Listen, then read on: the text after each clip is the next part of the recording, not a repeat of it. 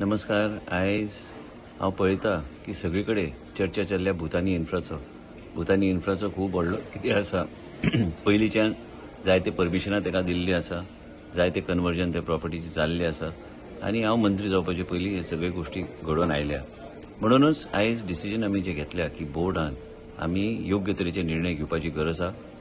Member secretary planning and development authority Mormugao जे कितें रिप्रेझेंटेशन्स आयल्या ह्यो सगळे आमी ताका धाडून ते व्हेरिफिकेशन करपाक आमी सांगला. व्हेरिफिकेशन केल्या उपरांत आमचे कडेन धाडपाक लायल्या. बोर्ड मिटींग स्पेशली आपयल्ली आसा. म्हणजे हे सगळे व्हेरिफिकेशन ऑफ फॅक्ट्स जाल्या उपरांत based on the facts verified by the Mormugao planning and development authority आमचे बोर्डाच्या माध्यमांतल्यान आमी योग्य तरेचे डिसिजन घेवपाचे ठरयले आसा.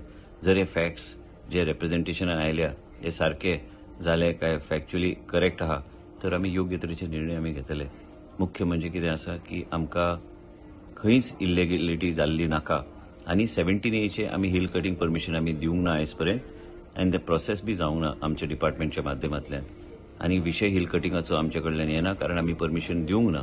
आनी हे फॅक्च्युअल व्हेरिफिकेशन जाले उपरांत जर आमकां दिसलें की कितें तरी गडबड आसा आनी फॅक्च्युअल रिप्रेझेंटेशन आनी जे कितें रिप्रेझेंटेशन ह्या कंपनीन आमकां दिल्लें आसा ते चुकीचें आसा, आमी फाटीं सरचे ना हे रिवोक करपाक.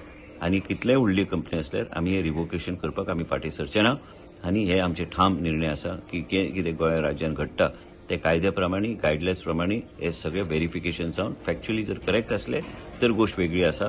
पण जर फॅक्च्युअली जर रॉंग रिप्रेझेंटेशन आमकां दिल्लें आसा तर आमी ह्या प्रोजेक्टाचो पूर्णपणे बोर्डाच्या माध्यमांतल्यान आमी हेजे सगळे परमिशन आमी विथड्रॉ करतले.